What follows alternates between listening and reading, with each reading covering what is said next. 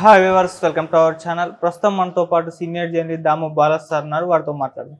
నమస్కారం సార్. నమస్తే సార్, వేణుస్వామి మరోసారి 2 స్టేట్మెంట్స్ ఇచ్చారు సార్. ఇప్పుడు ఆయన ఇచ్చిన ఈ 2 స్టేట్మెంట్స్ పైన ట్రోల్స్ అయితే వస్తున్నాయి సార్.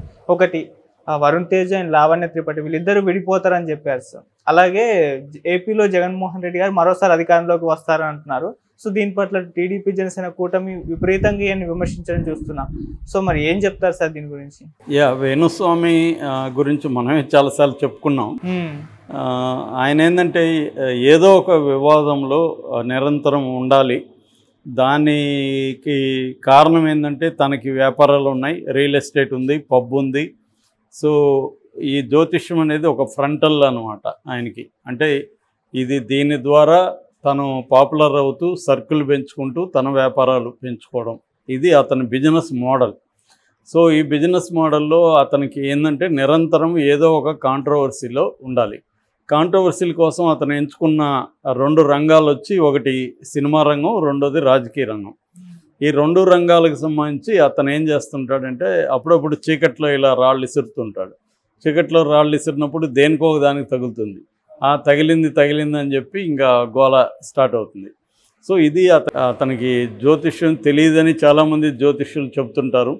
వాళ్ళ దగ్గర ఇతర జాతకాలు చూపించుకుంటున్నాడు అని చెప్తుంటారు. నిజానికి జ్యోతిష్యమే ఒక ప్రిడిక్టింగ్ థింగ్ తప్ప అంతకంటే ఏం లేదు. సో ఆ ప్రిడిక్ట్ చేయడం అనేది ఎప్పుడైనా 10 విషయాల్ని ప్రిడిక్ట్ చేస్తే కొన్ని దాంట్లో 5, 6 కరెక్ట్ అయ్యే అవకాశాలు ఉన్నాయి. అంతే తప్ప నీకు అస్సలే తెలియని ప్రపంచంలో నువ్వేం ప్రెడిక్ట్ చేయలేవు. ఒక ఫిజిక్స్లోనో, ఒక మ్యాథ్స్లోనో, లేకపోతే ఒక ఆస్ట్రానమీలోనో ఇతను వెళ్ళి ప్రెడిక్ట్ చేయలేడు. ఒక ఓషనోగ్రఫీలో పోయి ఇతను ప్రెడిక్ట్ చేయలేడు. ఇతనికి తెలిసిన మానవ జీవితంలో నుంచి తనకున్న అనుభవం కావచ్చు, తను చదువుకున్న జ్ఞానం కావచ్చు, దీంట్లో నుంచి కొన్ని విషయాలను ఎవడైనా కూడా ప్రెడిక్ట్ చేయొచ్చు. సో అలాగా అతను కొన్ని ప్రెడిక్ట్ చేస్తారు. రెండోది, ఇలాంటిది వాళ్ళు ఇప్పుడు ఒక జంట పెళ్లి చేసుకోగానే వాళ్ళు విడిపోతారని చెప్పడానికి ఏ తొక్కలో జ్యోతిష్యం తెలియాల్సిన అవసరం లేదు, ఏమీ అవసరం లేదు, ఎవడైనా చెప్పచ్చు. సో ఇతను ఏం చేస్తున్నాడంటే అలాగా జంటలు విడిపోతారని చెప్తున్నాడు. అందులో కొన్ని జంటలు ఎలాగో విడిపోతారు. ఎందుకంటే నేను చాలాసార్లు చెప్పాను, సెలబ్రిటీ జంటల విడిపోవడం అనేది డైవర్స్ రేట్ అనేది చాలా ఎక్కువ ఉంది ఇండియాలో కాదు, వరల్డ్లో కూడా అది ఎక్కువ ఉంటుంది ఎప్పుడైనా. ఎందుకంటే వాళ్ళ కలిసి ఉండడానికి అనేక ఇబ్బందులు ఎక్కువ ఉంటాయి సెలబ్రిటీస్కి, మామూలు జనాలకు ఉండే దానికంటే కూడా. ఓవరాల్గా ఇండియాలో ఇప్పటికి కూడా ప్రపంచంతో పోలిస్తే డైవర్స్ రేటు 1 ఉంది, 2% కూడా లేదు.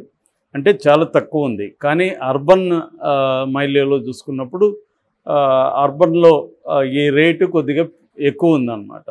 ముఖ్యంగా సెలబ్రిటీసు, విపరీతమైన పాపులర్ జంటల్లో ఈ రేటు 60% దాకా ఉంది. అందువల్ల పెళ్లి చేసుకున్న ప్రతి జంట, ప్రేమించుకున్న ప్రతి జంట విడిపోతారని చెప్తా ఉంటే ఏదో ఒకటి తగులుతుంది.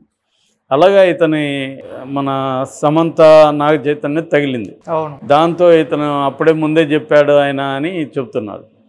నిజానికి ఇతను జ్యోతిష్యం ఫెయిల్ అయిందంతా లెక్కలు తీస్తే అవే ఎక్కువ ఉంటాయి. ఫర్ ఎగ్జాంపుల్ కేసీఆర్ మళ్ళీ వస్తున్నాడు, ఫెయిల్ అయింది.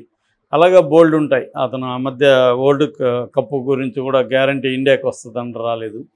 అలాగే చాలా ఉంటాయి. అదంతా కానీ ఎవరైనా చేయగలిగితే, ఏదైనా జ్యోతిష్యులు ప్రిడిక్ట్ చేసిన వాటిలో కొన్ని కరెక్ట్, కొన్ని తప్పు ఉంటుంది.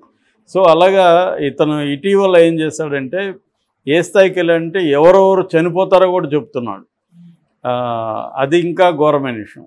నిజానికి ఎవరైనా ఇతని మీద కేసులు పెట్టినా లేకపోతే ఫిజికల్గా రేపు పొద్దున్న అటాక్ చేసినా కూడా ఆశ్చర్యపోనక్కర్లేదు. ఎందుకంటే కొత్తగా పెళ్లి చేసుకున్న వాళ్ళు అదేదంటారు, శుభం పలుకురా అంటే నీ భార్య మండమొస్తుంది అన్నట్టుగా. సో ఇతను వాళ్ళు పెళ్లి చేసుకొని ఇప్పుడు వరుణ్ తేజ్ అండ్ లావణ్య త్రిపాఠి పెళ్ళయి 6 నెలలు కూడా కాలేదు, వాళ్ళు ఇంక వెకేషన్లో ఉన్నారని చెప్తున్నారు హిమాచల్ ప్రదేశ్లో. అలాంటి జంటను పట్టుకొని ఇతను విడిపోతారని చెప్పాడు. అది కూడా ఒక జాతకం బాగాలేదు, ఒక స్త్రీ వల్ల విడిపోతారు. ఎప్పుడైనా జ్యోతిష్యులను చూస్తే ఇట్లాంటివి ఒక గిమ్మిక్కులు చేస్తుంటారు. ఒక స్త్రీ వల్ల విడిపోతారనడం, లేకపోతే ఒక పెద్ద ఆయన వల్ల విడిపోతారు, ఏదో ఒకటి అలాంటివి చెప్తుంటారు అన్నమాట. ఆ ప్యాటర్న్ అది మామూలుగా. సో దీనివల్ల వాళ్ళ ఇప్పుడు అభిమానులు మెగా అభిమానులంతా తీవ్రంగా ఇతని మీద ఆగ్రహం వ్యక్తం చేస్తున్నారు. వాళ్ళు ఇంకా పెళ్లి మూడ్ నుంచి బయటికి రాకముందే వాళ్ళు విడిపోతారని చెప్తావా అని బూతులు తిడుతున్నారు. ఇంత శాడిజం ఏంట్రా నీకని చెప్తున్నారు. దాంతో నువ్వెప్పుడు చచ్చిపోతావురా అది కూడా చెప్పు అని కూడా అడుగుతున్నారు. అదొక వివాదం అయింది.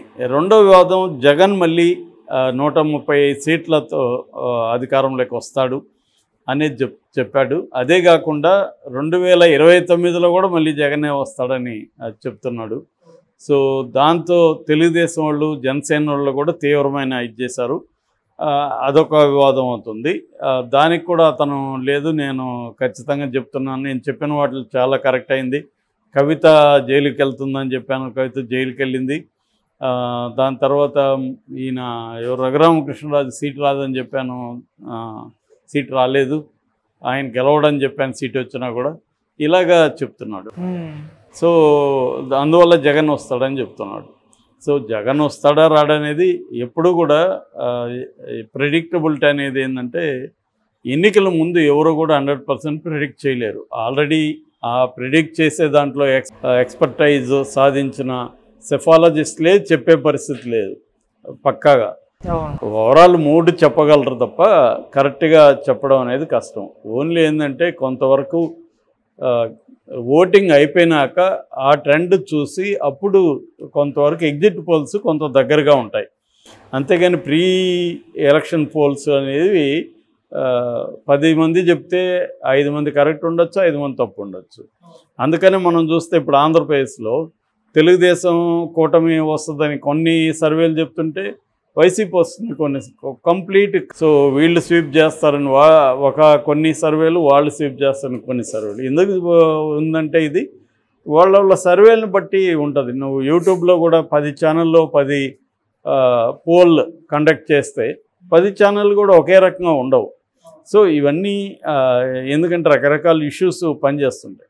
అవేవి లేకుండా ఇతను ఊరికే నోటికి వచ్చినట్టుగా జగన్ గెలుస్తాడని చెప్పేస్తుండు. దానికి ఏ రకమైన బేస్ కానీ లేదు. సో దానివల్ల వ్యతిరేకత వచ్చింది. అట్లాగే కవిత జైలుకి పోవడం అనేది అతను చెప్పాల్సిన అవసరం లేదు. ఎవరైనా కూడా కవిత జైలుకి పోతున్నాను, రాజకీయ నాయకులందరూ కేసీఆర్ జైలుకి పోతున్నాను కూడా ఇప్పుడు నేను చెప్తాను అనుకో, కేటీఆర్ జైలుకి పోతానని చెప్తా. పోతే నేను చెప్పింది కరెక్ట్ అంటా, పోకపోతే సైలెంట్గా ఉంటా. సో ఇలాగా ఎవరినైనా చెప్పచ్చు. చంద్రబాబు కూడా నేను చెప్పాను అంటాడు. రెండోది ఏంటంటే వీళ్ళు జనరలైజ్ చేసి చెప్తుంటారు. చంద్రబాబుకి జాతకంలో గండం ఉందని చెప్తారు. ఏది ఆరోగ్యం బాగాలేకపోతే నేనే చెప్పేస్తాను అంటారు. జైలుకి పోతే నేను చెప్పా కదా గండం ఉందని. అట్లా జనరలైజ్ చేసి చెప్తుంటారు. అది జరిగినాక ఇదే అంటారు అన్నమాట. సో ఇలాగ స్పెసిఫిక్గా ఎవరు ఏం చెప్పలేరు. ఇప్పుడు మోడీ గురించి అతను స్పెసిఫిక్గా చెప్పలేడు. అది కూడా నెగిటివ్గా చెప్తే అతనికి భయం ఉంటుంది. అంటే అది కూడా ఏంటంటే వాళ్ళు ఎవరికి నెగిటివ్గా చెప్తే మనకి డేంజర్ ఉంటుందా ఉండదా చూసుకొనే కాంట్రవర్సీ చేస్తుంటారు. సో ఇతను ఏంటంటే ఇతను కాంట్రవర్సీలని ప్రకటించడంలో విపరీతంగా ఆరితేరిపోయాడు. ఈ మధ్య నాన్ వెజ్ పెట్టడం, పూజలో మందు పెట్టడం, లిక్కర్ పెట్టడం, దీంతో కూడా అతను కాంట్రవర్సీ అయ్యాడు. అది యాక్చువల్గా తాంత్రిక్ ట్రెడిషన్లో ఎప్పటి నుంచో ఉంది. మనకి మెయిన్ స్ట్రీమ్ ట్రెడిషన్ కాకుండా శైవ దీంట్లో కూడా తాంత్రిక్ ట్రెడిషన్స్ ఉంటాయి. అలాంటి తాంత్రిక్ ట్రెడిషన్స్లో నాన్ వెజ్, సారా, లిక్కరు పెట్టడం అనేది ఏన్షియంట్ పీరియడ్ నుంచి ఉంది. సో ఇతను ఆ ట్రెడిషన్ని నేను ఫాలో అవుతానని ఆ మధ్య కూడా వైరల్ అయింది. దాంతో ఇతనికి మన ఇతర ఆస్ట్రాలజీల నుంచి కూడా బాగా వ్యతిరేకత వస్తుంది. ఎందుకంటే వాళ్ళు ఇతను ఆస్ట్రాలజీని భ్రష్టు పట్టిస్తున్నాడు, ఇది కాదు ఆస్ట్రాలజీ అని వాళ్ళు వాపోతున్నారు. వాళ్ళకు కూడా ఈ మధ్య ఛాలెంజ్ ఇస్తూ మీరు దమ్ముంటే రండి, నేను చెప్పే ప్రొడిక్షన్స్ మీరు చెప్పి ఏది కరెక్ట్ అవుతాయో రండి అని వాళ్ళకు కూడా ఛాలెంజ్ చేస్తున్నారు. వాళ్ళు ఇతనితో వెళ్తే అనవసరంగా మనం కూడా భ్రష్టుపడతామని ఎవరు ఛాలెంజ్కి రావట్లేదు.